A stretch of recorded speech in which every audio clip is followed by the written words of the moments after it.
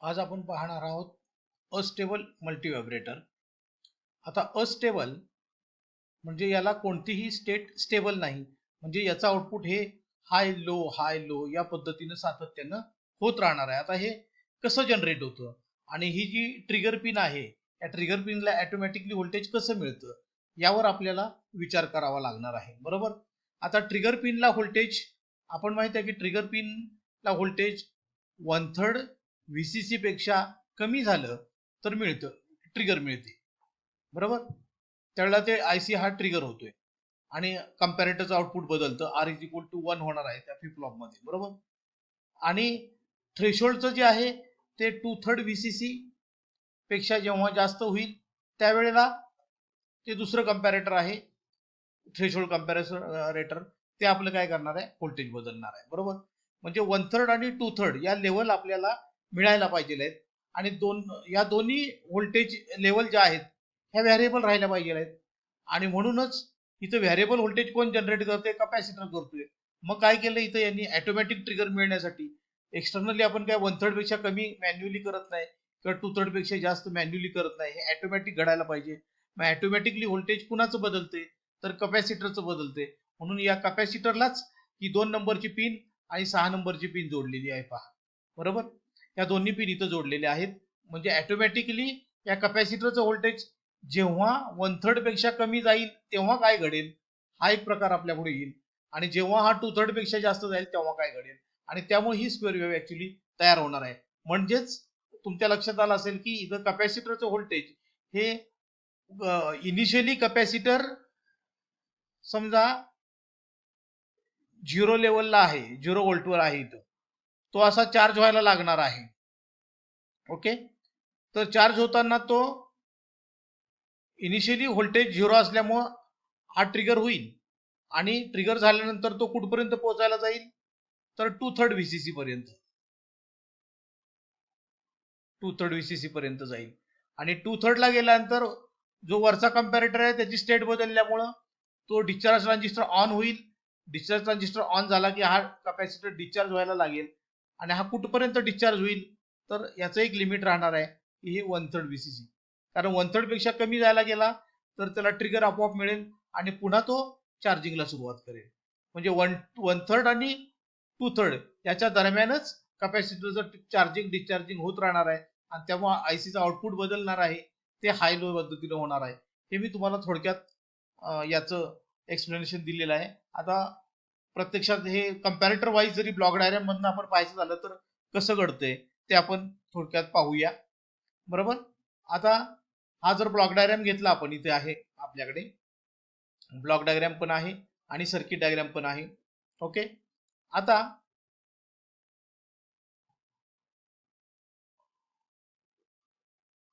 इथं पहा, initially capacitor voltage समजा 0 आहे, म्हणजे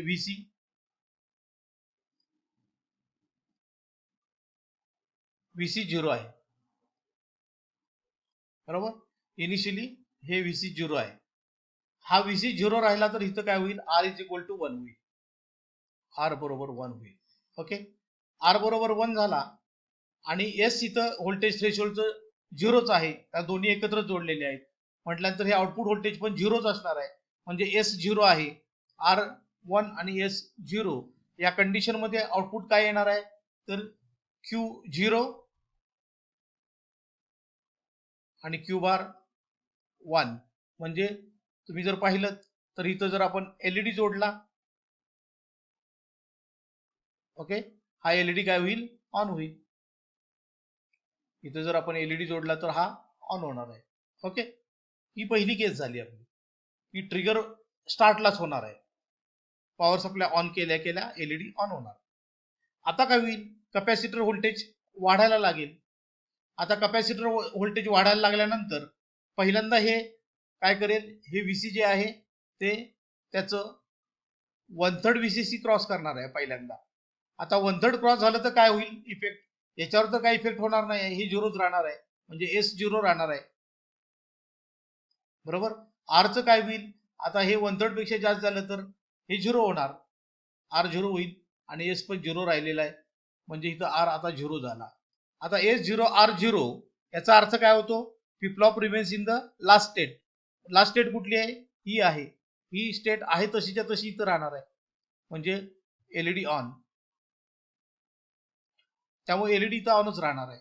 म्हणजे 0 पासून 1/3 पर्यंत गेला, 1/3 ला क्रॉस झाला तरी एलईडी वर इफेक्ट होणार नाही, पहिल्याच सायकलला तो ऑन राहणार आहे. ओके. आता हे व्हीसी व्होल्टेज वाढत वाढत कुठपर्यंत जाणार आहे, क्रॉस करणार आहे. VC is equal to or greater than 2/3 VCC. इथं पोहोचलं. आता काय होईल, आता वरच्या कंपॅरेटरवर इफेक्ट होणार आहे पहा इथल्या. हा, हे जे इथलं कंपॅरेटर आहे,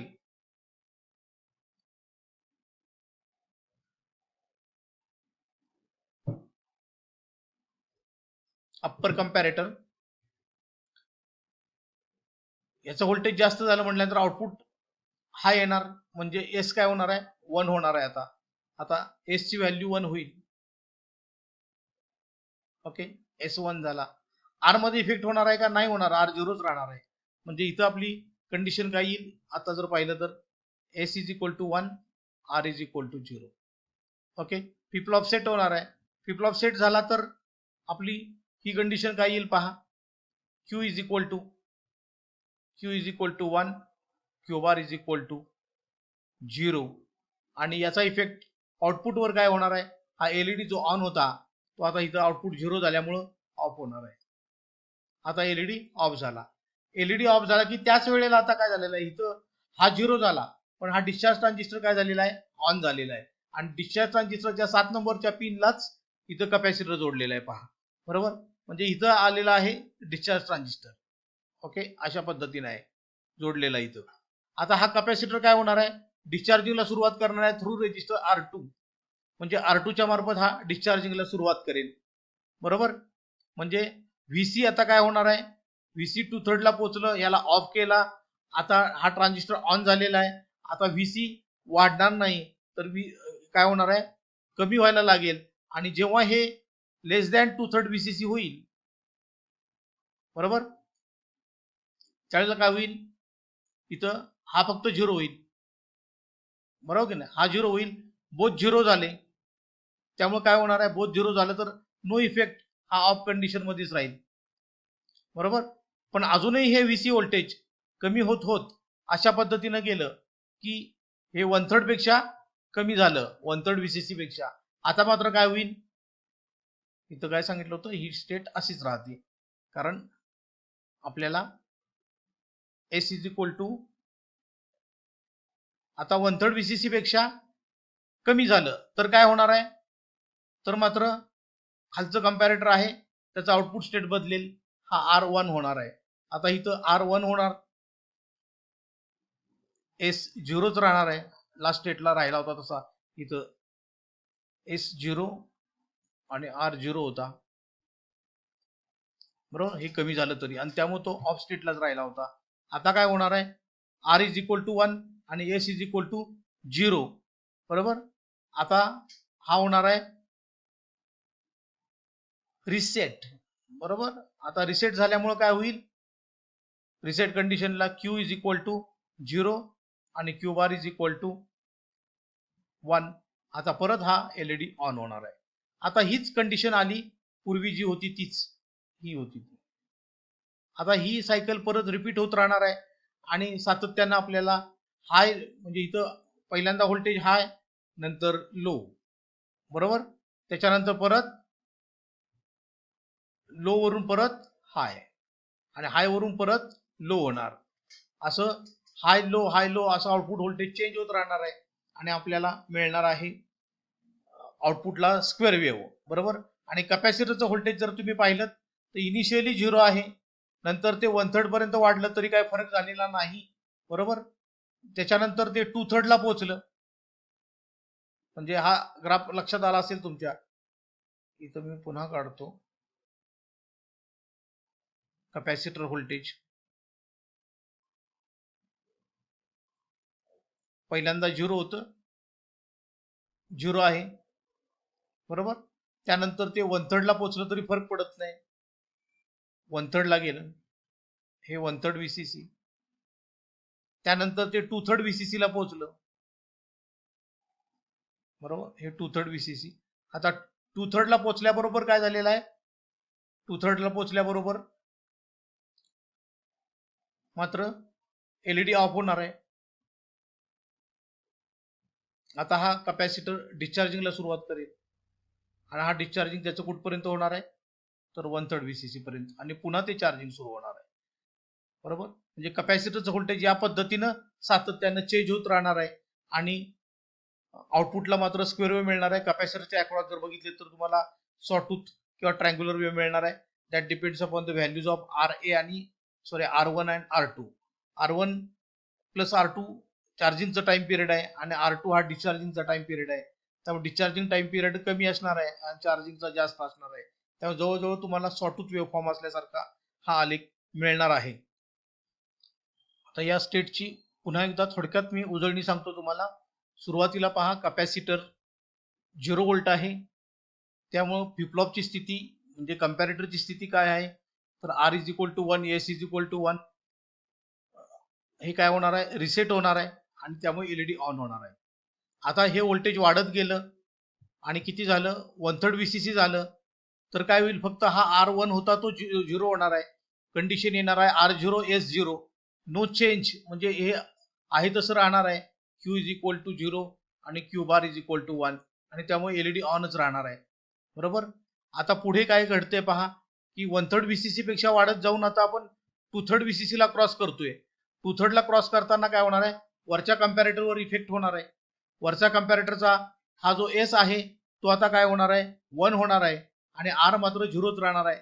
आता इथं S1 होईल आणि R0 या कंडिशन मध्ये फ्लिपफ्लॉप सेट झालं तर Q1 होईल आणि Q बार 0 होईल, एलईडी ऑन होता तो ऑफ होईल. ओके, इथपर्यंत समजलं. आता काय होईल, हे कंडिशनमुळे हा Q1 झालेला आहे. Q1 झाला म्हणजे हा ट्रान्झिस्टर ऑन झालेला आहे. आपण हा इंटरनल डिस्चार्ज ट्रान्झिस्टर सांगतोय तो. यामुळं हा कॅपॅसिटर या इंटरनल डिस्चार्ज ट्रान्झिस्टर मधून डिस्चार्ज व्हायला जाणार आहे, मात्र तो R2 च्या मार्फत, आणि त्यामुळं आता कॅपॅसिटरचं व्होल्टेज कमी व्हायला लागणार आहे. बरोबर, आता VC व्होल्टेज 2/3 VCC पेक्षा कमी व्हायला लागते. बरोबर, म्हणजे हे कमी व्हायला लागल्यानंतर हा S जो आहे तो आता 0 होईल. S0 झाला तर R पण 0, S0 R0 झालेला आहे. आता काय होणार आहे, हे लास्ट स्टेट मध्ये राहणार आहे. लास्ट स्टेट कुठली होती, Q1 आणि Q बार 0, म्हणजे हा ऑफ स्टेट मध्येच राहणार आहे एलईडी. बरोबर, आता हे व्होल्टेज कमी होत चाललेलं आहे. आता आपण म्हणूया की हे व्होल्टेज 1/3 VCC पेक्षा पण कमी झालं तर काय होईल, पुन्हा R1 होईल, म्हणजे जे पहिल्या स्टेटला झालं होतं ते R1 होईल आणि S 0 राहणार आहे. आता Q 0 होणार आहे आणि Q बार 1 होणार आहे.